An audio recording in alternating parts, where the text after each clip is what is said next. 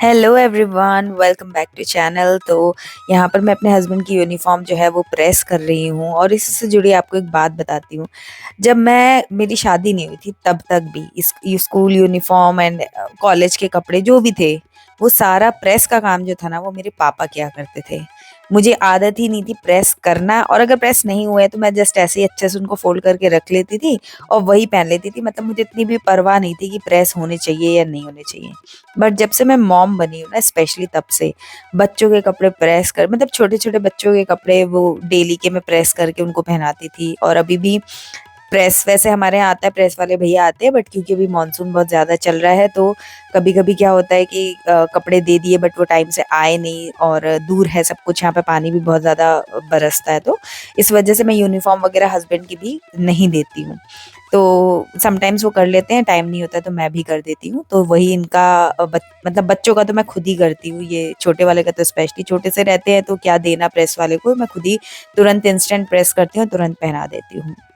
But in लोग के कपड़े जो है ना, हमेशा मैं प्रेस करके पहनाती हूँ। और मैं यही सोचती हूँ कि मतलब एक टाइम ऐसा था जब मैं अपने लिए मैंने कभी नहीं प्रेस किया, बट अब जब बच्चे हो गए हैं तो उनके कपड़े बिना प्रेस के अगर कोई पहना दे तो मैं गुस्सा तक हो जाती हूँ। तो मुझे खुद पे हँसी भी आती है कि कैसे इंसान ना इतना जल्दी ट्रांसफ़ॉर्म हो जाता है। और ये समय के साथ, ज़िम्मेदारियों के साथ, मुझे लगता है कि हर इंसान में ना ऑटोमैटिक चेंज आता है।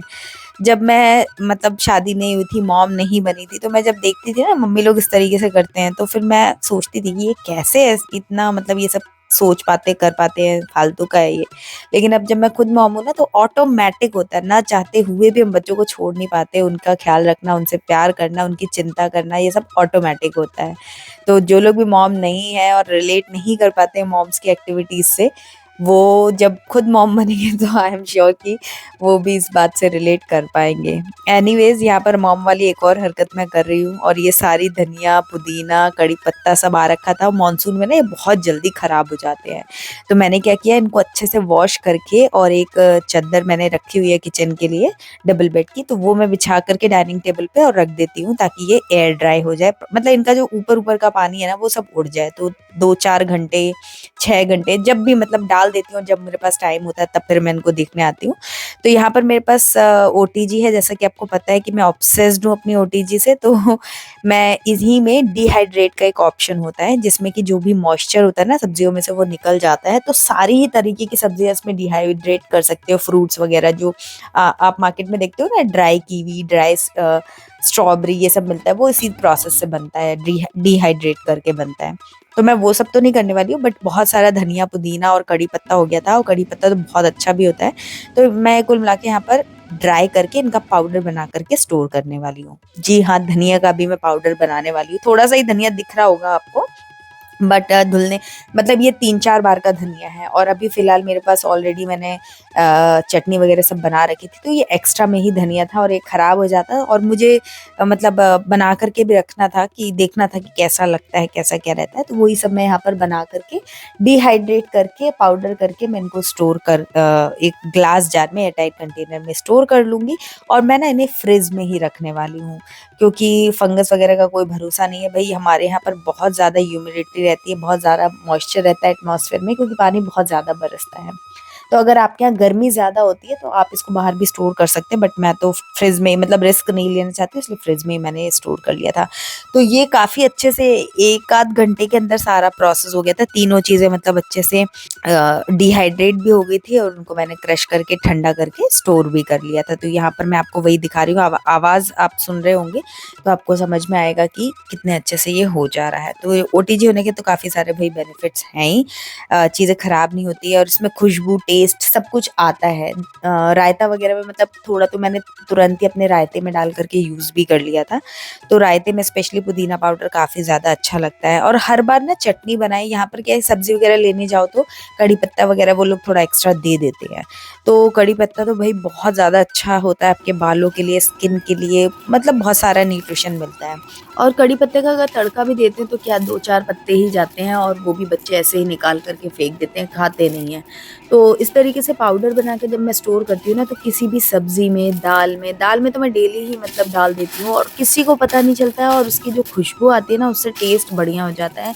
वही दाल रहती है। बच्चे बोलते हैं मम्मी ये क्या, मतलब बहुत अच्छी दाल बनी है। कुछ नहीं है, हींग जीरे का तड़का दिया है और साथ में मैंने वो कड़ी पत्ता डाल दिया है। तो उससे काफ़ी सारा कड़ी पत्ता एक बार में बच्चे बच्चे हम लोग सभी लोग कंज्यूम भी कर लेते हैं और खुशबू भी अच्छी हो जाती है। मैनेज करना काफ़ी अच्छा रहता है। तो अगर आपके घर में कड़ी पत्ते का पौधा है या आपको कहीं ऐसा सोर्स है कि आपको काफ़ी सारा कड़ी पत्ता ऐसे रेगुलर बेसिस पे मिल जाता है, तो ना आप इस तरीके से डिहाइड्रेट करके और पाउडर बना के उसको स्टोर कर सकते हो। तो वो काफ़ी अच्छा, मतलब मेरे को लगता है, मैं भी ढूँढ रही हूँ कि कहीं से कड़ी पत्ता मुझे रेगुलर बेसिस पे मिल जाए तो मैं उसका पाउडर बना के स्टोर कर लूँगी। वैसे आई थिंक मार्केट में रेडीमेड भी मिलता होगा, बट वो काफ़ी महँगा पड़ेगा। इस तरीके से करने से काफ़ी सस्ता भी हो जाएगा और डेली बेसिस पे न्यूट्रिशन मिल जाएगा। तो यहाँ पर ये पुदीना रोस्ट हो चुका है और मैंने क्या किया था ना, एक-एक पत्ता अलग नहीं किया था, जस्ट ऐसे ही लेकर आई और उसको अच्छे से वॉश कर दिया था। और जब ये ड्राई हो गया ना, तो अपने आप ही पत्ते और जो स्टेम है वो अलग-अलग हो जा रही थी, और कुछ जो सॉफ्ट स्टेम होती है वो ड्राई रोस्ट हो गई, तो वो ऐसे ही क्रश कर दिया मैंने।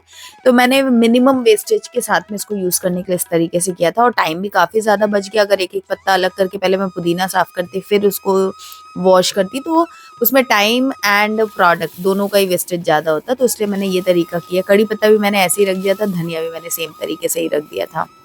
तो ये हाथ से ही मैंने इसको क्रश कर दिया है, पाउडर बनाने की कोई ज़रूरत नहीं, क्योंकि पुदीना थोड़ा-सा मुँह में आता है तो अच्छा लगता है, क्रश किए हुए फॉर्म में ज़्यादा अच्छा लगता है।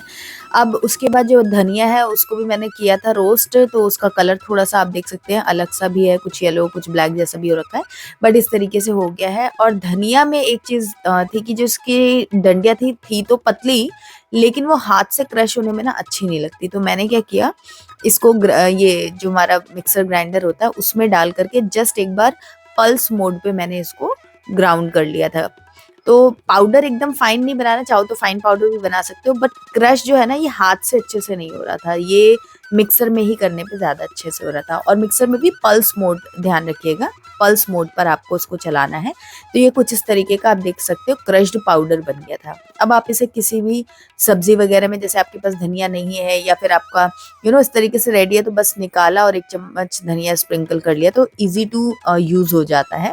ये हाँ, जो फ्रेश आपका धनिया है उसका अलग सा एक लुक आएगा, टेस्ट आएगा, इसका थोड़ा-सा अलग आएगा, बट फिर भी ये काफ़ी हद तक धनिया की जो रिक्वायरमेंट है उसको पूरा करता है। तो ये इतना धनिया आप देख सकते हो कि काफ़ी सारी क्वांटिटी है, तो आराम से मैं इसे 4-5 बार तो यूज़ कर ही सकती हूँ। तो इसको भी मैं इसी तरीके से ग्लास जार में स्टोर कर लूँगी। तो मैं धनिया तो सच कहूँ लॉन्ग टर्म के लिए इस तरीके से स्टोर नहीं करने वाली हूँ, बट पुदीना और कड़ी पत्ता मैं ज़रूर से स्टोर करूँगी। धनिया तो मैंने जस्ट ट्रायल बेसिस पे किया था कि धनिया का क्या रिज़ल्ट रहता है, कैसा आउटपुट आता है। तो कभी धनिया एक्स्ट्रा है तो इस तरीके से आप स्टोर कर सकते हो, क्योंकि धनिया हफ्ता 10 दिन से ज़्यादा नहीं चलता है, सूख जाता है, खराब हो जाता है। और अगर बारिश का मौसम है तो फिर पत्तों का तो कोई भरोसा ही नहीं है कि कब कैसे खराब हो जाए। तो उस कंडीशन में भी आप स्टोर करके रख सकते हो। बट ये है कि पुदीना कड़ी पत्ता तो आप लंबे टाइम के लिए भी स्टोर कर सकते हो। तो ये देखिए पूरी बॉटल्स जो है वो तैयार हो गई हैं। तो ये ओटीजी तो भई मेरा एकदम फेवरेट बन चुका है, और मैं कुछ भी बनाती हूँ ना तो मेरे दिमाग में पहले आता है कि ये चीज़ ओटीजी में बन सकती है क्या? तो मैं बहुत सारे ट्राई टेस्ट भी करती रहती हूँ, तो इसके अंदर मैंने बहुत सारी चीज़ें बनाई हैं। जैसे समोसा भी अभी रिसेंटली मैंने बेक किया था, एयर फ्राई करके बनाया था, और ये एक नई चीज़ मैंने अभी ट्राई की, ये हर्ब्स बनाना बेसिकली। तो आपके पास मुझे लगता है ये जो मेरा वाला ओटीजी है ये तो होना ही चाहिए, क्योंकि इसमें एयर फ्रायर भी है और बाकी ओटीजी के सारे फंक्शंस तो हैं ही हैं। डिहाइड्रेट का ऑप्शन भी है, तो काफ़ी सारे हैं। अब ये आप पोहा नमकीन जो देख रहे हो ना, ये पूरा का पूरा ए टू जेड पूरा ओटीजी में ही मैंने बनाया है। इसको मैंने शूट नहीं किया था क्योंकि मैं फर्स्ट टाइम बना रही थी कंप्लीट। वैसे पीनट्स एंड काजू वगैरह तो मैं इसमें बहुत बढ़िया बना चुकी हूँ सॉल्टेड वाले, बट ये पूरी नमकीन मैंने इसी में बनाई थी। बहुत टेस्टी लगती है भाई। और एक साथ में ना, मतलब काफ़ी बड़ी क्वांटिटी में बन जाता है और आपको देखना नहीं पड़ता। अच्छी बात ये है कि आपने इसमें डाल दिया और 10 मिनट का टाइम सेट किया, तो 10 मिनट आप फ्री हैं, आपको हाथ में दर्द नहीं होगा, आपको देखने की ज़रूरत नहीं है। टाइम थोड़ा-सा आप कह सकते हो कि इक्वल ही लगेगा मान लीजिए, लेकिन उतनी ही टाइम में बहुत सारा क्वांटिटी बन करके तैयार हो जाएगा और आपको उस पर नज़र रखने की ज़रूरत नहीं है। मान लीजिए आप बिज़ी भी हो गए तो बाद में आके कंप्लीट कर लो। तो मेरे हिसाब से अगर आपके पास नहीं है और आप मतलब सोच रहे हैं कि ओटीजी या एयर फ्रायर क्या लें, तो मेरे हिसाब से आप ये ले लीजिए, इसमें दोनों ही चीज़ें आपको मिल जाएँगी। तो अब इवनिंग का टाइम हो गया था, मैंने बनाया था ये अपने लिए मैंगो शेक जार जो भी बोल लीजिए, इसके अंदर मैंगो शेक है एंड उसके साथ में इसमें मैंने सोक्ड गोंद कतीरा डाला था और बेसिल सीड्स, जो कि मेरा मतलब फेवरेट है। तीनों चीज़ें मेरी फेवरेट हैं, इनको मिक्स करके मैं पी रही थी। उसके बाद मुझे नीचे जाना था, तो चाय नहीं पीने का मन कर रहा था मेरा, यही पीने का मतलब कुछ ठंडा और कुछ ऐसा पीने का मन कर रहा था, तो मैंने ये पी लिया और ये बहुत ज़्यादा टेस्टी लग रहा था। मतलब आप कोई भी चीज़ पीते हो ना, उसमें गोंद कतीरा और बेसिल सीड्स, जिसको क्या सब्जा सीड्स भी बोलते हैं, वो डाल लो तो मुझे लगता है उसका टेक्सचर और टेस्ट दोनों ही एकदम डिफर हो जाता है। गर्मियों के लिए बहुत ही अच्छा है। पेट वगैरह अगर आपका डिस्टर्ब चला, कॉन्स्टिपेशन कुछ है, तो ये आपको फाइबर भी अच्छा देता है, जिससे आपको हेल्प मिलती है गट हेल्थ को क्लीन रखने में। तो ये मैंने पी लिया, मज़ा आया मुझे, बहुत ज़्यादा एंजॉय करती हूँ मैं ये वाली चीज़। उसके बाद मेरा बेटा आ गया फ्रेशन अप होकर, तो अब मैं उसको रेडी कर रही हूँ नीचे जाने के लिए। और आजकल ये जैसे बड़ा हो रहा है ना, तो ज़िद बहुत करता है कि नीचे जाना है, बाहर जाना है। कभी भी मतलब आप मना नहीं कर सकते हो, ज़िद करने लगा। पहले थोड़ा मान जाता था, मैं उसे बेवकूफ़ बना देती थी, तो अब नहीं मानता है, अब ज़िद करता है कि नहीं नीचे जाना है तो जाना है, कभी साइकिल चलानी है, कभी स्कूटर चलाना है। तो ज़िद करके किसी न किसी के साथ में ये जाता ही है।